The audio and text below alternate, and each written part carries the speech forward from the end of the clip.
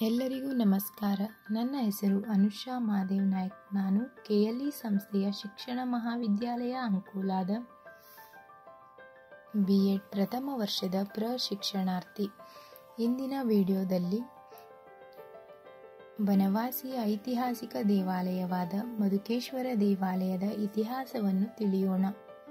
ಮಧುಕೇಶ್ವರ ದೇವಾಲಯವು ಉತ್ತರ ಕನ್ನಡ ಜಿಲ್ಲೆಯ ಸಿರ್ಸಿ ತಾಲೂಕಿನ ಬನವಾಸಿಯಲ್ಲಿದೆ. ಇದು ಸಿರ್ಸಿ ಮತ್ತು ಸ್ವರವ ಪಟ್ಟಣಗಳಿಂದ ಸುಮಾರು 24 ಕಿಲೋಮೀಟರ್ ದೂರದಲ್ಲಿದೆ. ಸುಮಾರು 1500 ವರ್ಷದ ಹಿಂದೆ ಕದಂಬರು, ಚಾಳುಕ್ಯರು, ಹೊಯ್ಸಳರ ಕಾಲದಲ್ಲಿ ದೇವಾಲಯವನ್ನು ಕಟ್ಟಲಾಗಿದೆ.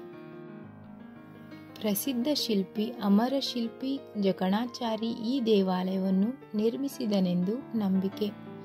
ಪವಿತ್ರ ವರದಾ ನದಿಯು ದೇವಾಲಯದ ಎದುರಿಗೆ ಹರಿಯುತ್ತಿದೆ. ಶ್ರೀ ಮಧುಕೇಶ್ವರ ಇಲ್ಲಿನ ಆರಾಧ್ಯ ದೈವ. ದೇವಾಲಯವು ಕರ್ನಾಟಕದ 7 ಮುಕ್ತಿ ಸ್ಥಳಗಳಲ್ಲೊಂದು ಎಂದು ಪ್ರಸಿದ್ಧವಾಗಿದೆ. ಮಧುಕೇಶ್ವರ ದೇವಾಲಯದ ಇತಿಹಾಸವನ್ನು ತಿಳಿಯುವುದಾದರೆ, ಮಧುಕೇಶ್ವರ ದೇವಾಲಯವು ಒಂದೇ ಹಂತದಲ್ಲಿ ಕಟ್ಟಿದ್ದುದಲ್ಲ. ಕ್ರಿಸ್ತಶಕ 1ನೇ ಶತಮಾನದ ಶಾತವಾಹನರಿಂದ ಹಿಡಿದು 18ನೇ ಶತಮಾನದ ಸೋದೆ ಅರಸರು ಕಾಲಕಾಲಕ್ಕೆ ದೇವಾಲಯವನ್ನು ಜೀರ್ಣೋದ್ಧಾರಗೊಳಿಸಿದ್ದಾರೆ. ಮಯೂರವರ್ಮನ ಮೊಮ್ಮಗನಾದ ಕಾಕುಸ್ಥವರ್ಮ ಮತ್ತು ಅವನ ಮೊಮ್ಮಗನಾದ ಮೃಗೇಶವರ್ಮ ಮತ್ತು ರವಿವರ್ಮರ ಕಾಲ ಅತ್ಯಂತ ಸುಖ ಸಂಪತ್ತಿನಿಂದ ಕೂಡಿದ್ದಾಗಿತ್ತು. ಪ್ರಾರಂಭದಲ್ಲಿ ಇವರು ಬನವಾಸಿಯಲ್ಲಿ ಮಧುಕೇಶ್ವರನ ಚಿಕ್ಕ ಆಲಯವನ್ನು ಕಟ್ಟಿಸಿದ್ದಾದರೂ ಮುಂದೆ ಬಂದ ಬೇರೆ ಬೇರೆ ರಾಜಮನೆತನದವರು ದೇವಾಲಯವನ್ನು ಸಾಕಷ್ಟು ವಿಸ್ತರಿಸಿದರು. ಕದಂಬರ ಕಾಲದಲ್ಲಿ ಇಟ್ಟಿಗೆಯಿಂದ ದೇವಾಲಯದ ಚಾವಣಿ ಕಟ್ಟಲಾಗಿತ್ತು. ಪಂಪನು 11ನೇ ಶತಮಾನದಲ್ಲಿ ಬನವಾಸಿಗೆ ಬಂದಿದ್ದನು. ದ್ವಾರಪಾಲಕರಂತೆ ಕಾಣುವ ಆನೆಯ ಕೆತ್ತನೆಗಳು ನಮ್ಮನ್ನು ಪ್ರೀತಿಯಿಂದ ಬರಮಾಡಿಕೊಳ್ಳುತ್ತವೆ. ಬನವಾಸಿಯ ಮಧುಕೇಶ್ವರ ದೇವಾಲಯದ ಲಿಂಗವು ಜೇನಿನ ಬಣ್ಣದ್ದಾಗಿರುವುದರಿಂದ ಅದನ್ನು ಮಧುಕೇಶ್ವರ ಎಂಬ ಹೆಸರು ಎಂದು ಪ್ರತೀತಿ ಇದೆ. ಈ ಲಿಂಗದ ಮುಂದೆ ಇರುವ ನಂದಿಯ ಕಣ್ಣುಗಳು, ಒಂದು ಕಣ್ಣು ಶಿವನನ್ನು ಮತ್ತು ಮತ್ತೊಂದು ಕಣ್ಣು ಪಾರ್ವತಿಯನ್ನು ನೋಡುತ್ತಿದೆ. 3 ಲೋಕದ ಕಲ್ಪನೆಯಲ್ಲಿರುವ ತ್ರಿಲೋಕ ಮಂಟಪ ಈ ದೇವಾಲಯದ ವಿಶೇಷ ಭಾಗವಾಗಿದೆ. ಇಲ್ಲಿನ ಕಂಬಗಳು, ಅದರ ಕೆತ್ತನೆಗಳು, ನೃತ್ಯ ಮಂಟಪಗಳನ್ನು ನೋಡಿದರೆ ಎಂಥವರಿಗಾದರೂ ಮೈಮರೆಯುವುದು ಸಹಜ. ಶಾತವಾಹನರ ಕಾಲದಲ್ಲಿ ಈ ಶಿವಲಿಂಗದ ಪ್ರತಿಷ್ಠಾಪನೆಯಾಗುತ್ತದೆ.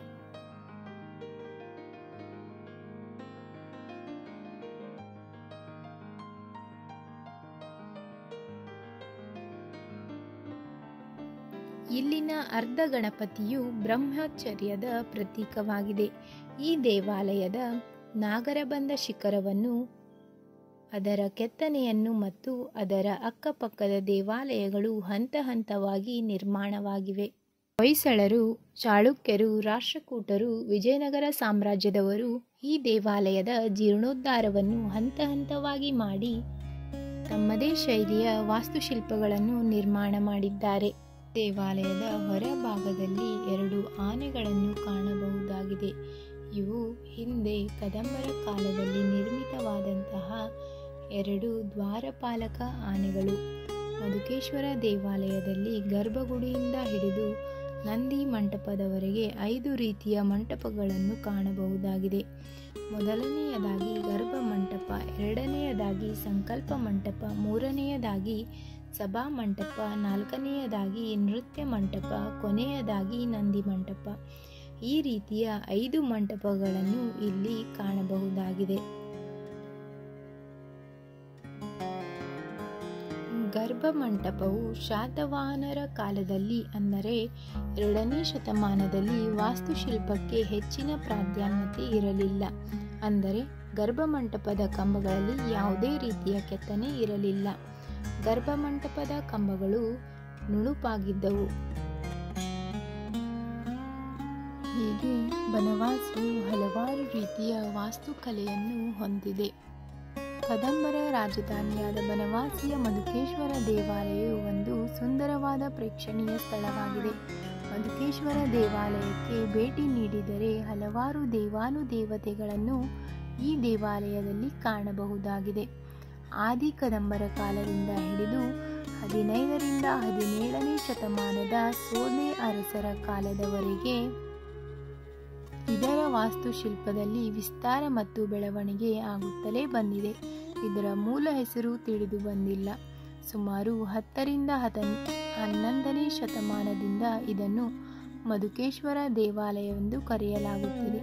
ಈ ದೇವಾಲಯದ ಸಭಾಂಗಣದ ಒಂದು ಮೂಲೆಯ ಗೂಡಿನಲ್ಲಿದ್ದು ಆದಿಮಾಧವನೆಂದು ಕರೆಯಲಾದ ವಿಷ್ಣುವಿನ ವಿಗ್ರಹವು ಈ ದೇವಾಲಯದ ಮೂಲ ಮೂರ್ತಿಯೆಂದು ನಂಬಿಕೆ ಮತ್ತು ಅಭಿಪ್ರಾಯ. ಈಗ ಗರ್ಭಗುಡಿಯೊಳಗಿನ ಎತ್ತರದ ಪೀಠ ಹಾಗೂ ಇದರ ಮೇಲೆ ಶಿವಲಿಂಗದ ಶೈಲಿ ಮತ್ತು ಮಾದರಿಯು 11ನೇ ಶತಮಾನದ್ದು.